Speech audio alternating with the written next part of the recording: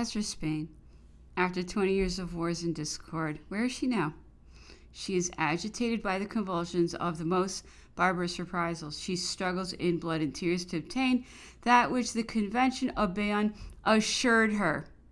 Whatever might have been the means employed on another account to unite her, the equality of civil rights, the reform of the convents, the suppression of the Inquisition, our civil code, our admirable administrative system, our liberal institutions, our public instruction, all that Spain still seeks. All was in the laws of Bayonne. All was guaranteed by the accepted king, acknowledged by the convention, by a just king, enlightened, and a philosopher. I have seen many Spanish statesmen in my sad travels far from my country, and how many have I heard bitterly deplore that the throne of the King Joseph had not been consolidated. Nothing without doubt can justify violence. Liberty itself, nothing without doubt can justify violence. But at the point of a foreign sword, it would become very hateful. But after all, the torrent of invasion would have retired, and the fertile earth, deposed by its waves, would have rendered the peninsula fruitful. Since 20 years, Poland, could it be, constituted when Austria and Prussia in arms were at the head of our allies?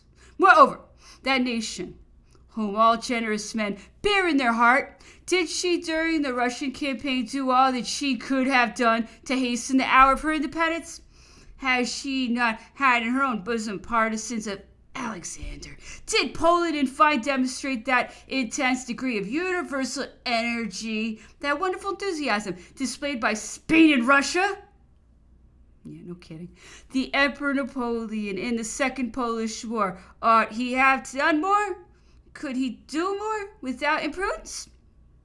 If he had done it, would they not have accused him with having provoked like a madman in the middle of a mortal crisis the defection of Vienna and Berlin? Italy, the Pope, Napoleon himself expressed his tardive regrets. He was very far from believing himself to be perfect. Have we not heard him at Paris talk of his limited faculties? The wisest of the ancients said, I know that I know nothing. The greatest of moderns said, do you believe me to be more than a man? It is the same cry, precious emanation of the same soul, although uttered by two men at 2,000 years of distance. Before this avowal so ingenuously sublime of human imperfection, how wretched is the pride of those state sophists, whose superb theory, without ceasing to think itself infallible, terminates with the most sad results? No, the emperor did not believe himself to be above the confusion, the errors of humanity, and yet none ever abused less in absolute power. None had a more prodigious genius than he. None ever accomplished such vast deeds in so short a space of time. None above all ever better loved his country. As for the reproaches of despotism and usurpation, France and its government have made the most glorious of answers. In answer without reply, they have inaugurated the statue of the emperor. His detractors do not see how far their accusations are contradicted by public opinion. Let them endeavor to explain to us, to explain to themselves, how a great nation without it was senseless, could have raised a triumphant monument to a despot, to a usurper, 15 years after his death. Is it that France does not confound, like them, a popular dictature with despotism? It is because France knows too well her rights to be ignorant that the temporary consul, the consul for life, the emperor named 3 times by the universal voting, was the most legitimate chief of all times and all countries. Can they think that since the inauguration of the imperial statue, the opinion of France has changed? But the representative chamber has just confirmed that opinion by her last vote. Would it reclaim from the other end of the world the ashes of a despot, of a usurper, 15 years after his death? It is true that they still persist in prescribing the family of the hero whose remains they claim. May the vote at least not be disdained in that which it possesses of favorable. May its prompt accomplishment console us in our exile, where the winds of France sometimes bring us some accents of sympathy. General Pillet, the worthy historian of the campaigns of Napoleon, has refuted the reproach of an immeasurable ambition. Monsieur de Gaubery has signalized amidst the petitioners, who have not forgotten us, the illustrious names of Messina, of Lannes, of Ney. That recalls so many victories. Monsieur de Brecqueville has declared that it was not the emperor who betrayed the country in the 100 Days. Monsieur Maguin has celebrated the hero of national independence, whose wandering family is a living trophy of our disasters. General Larrabee nobly replied to those who have the courage to affirm that there are no more prescribed.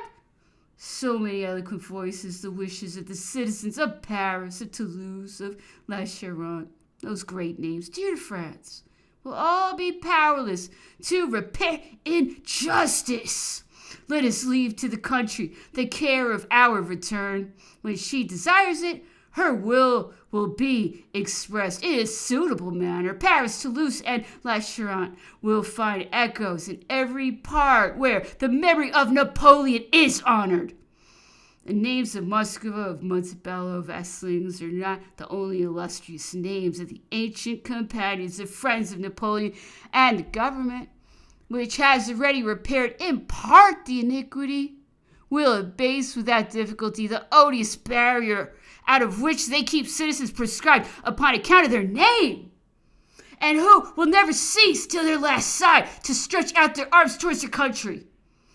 In terminating this first volume, and in returning to our political views of 1800, I ask myself what influence the experience of so many years has had upon our sentiments of that epoch. Has not experience modified the opinions of Sieyès? Have those opinions remained stationary? Or, on the other hand, returning to the ancient recollections of the Constituent Assembly, have they passed from our consular republic to the constitutional monarchy?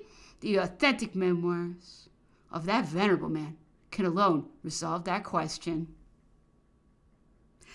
I hope and trust that he will not deprive the country of his last thoughts. As for myself, my regrets for the senatorial republic have remained a very long time. Adversity, which is not very good for softening the humor, has struggled in my mind for a long time against the evidence of the universal voting in favor of the monarchy and against my conviction of the genius and patriotism of Napoleon. In fine, although in my conference at Mantua with my brother, my refusal had no other motive than the political restrictions to which I did not think proper to submit, but it is not less true that until my residence in England, there still remained in me a great deal of the old Republican, and public liberty appeared to me to be almost incompatible with royalty.